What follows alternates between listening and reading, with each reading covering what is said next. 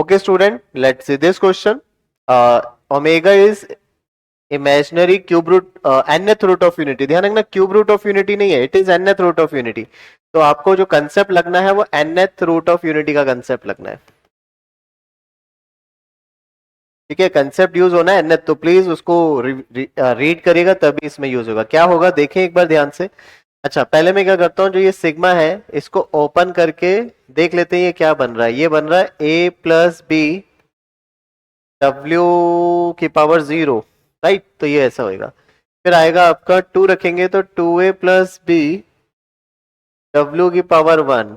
फिर ऐसे ही 3a plus B, B तो मतलब 6 चल रहा है, इस टाइप से ये चलेगा ना up to I think n terms, up to n terms तक.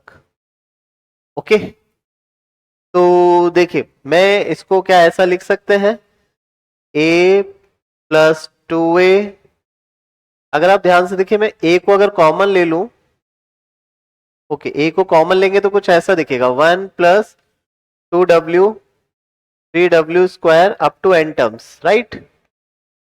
एक तो ऐसा दिखेगा, और b के साथ क्या दिखेगा, b अगर कॉमन ले ले तो 1 plus w square. I think ये भी कितनी टर्म्स होंगी, n टर्म्स होंगी अप टू n टर्म्स.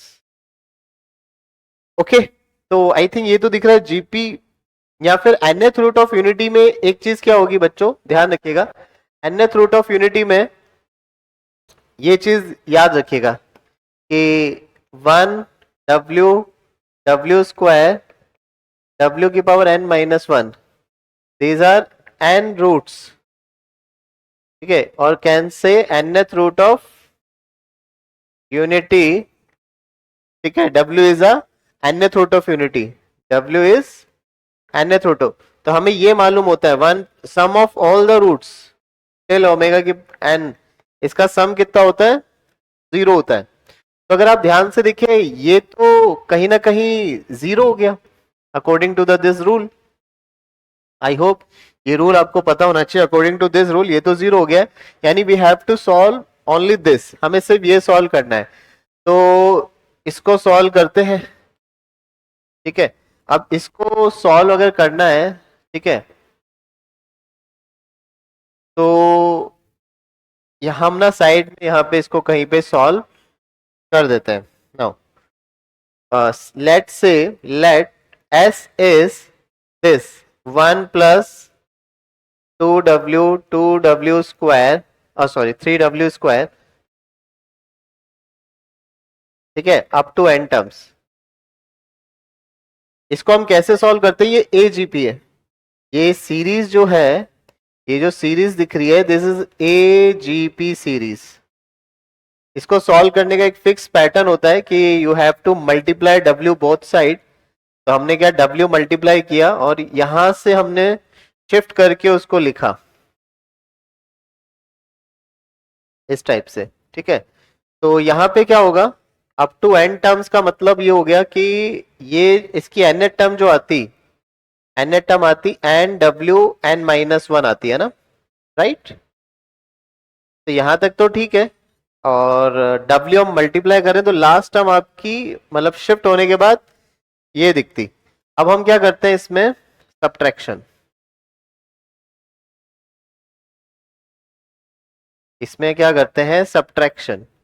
तो हम सब्ट्रैक्शन करेंगे तो यहाँ पे बनेगा 1 माइनस डब्ल्यू एस, और यहाँ पे ध्यान से देखिए 1 प्लस डब्ल्यू स्क्वायर.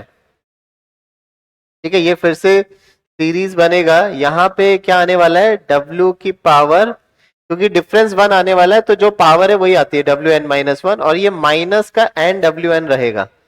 तो मुझे बताइए, अच्छा और एक चीज और कंसेप्ट वाइज ये भी लिख लेना, यहाँ पे w की पावर n यानी 1 होगा. nth रूट ऑफ यूनिटी की बात हो रही है तो ये होगा. तो यहाँ पे फिर से अगर आप ध्यान से देखें ये चीज क्या हो जाएगी, ये चीज क्या हो जाएगी बच्चों, this thing is become 0 again. तो आपका s का वैल्यू किसके बराबर आ गया, s का वैल्यू आ गया अगर ध्यान से देखें, एंड दिस थिंग इज ये वाली चीज डब्ल्यू एन क्या हो जाएगा, 1 हो जाएगा। तो ये आपका आ गया minus n upon 1 minus W, कौन, एस, और एस हमने इसको बोला हुआ था,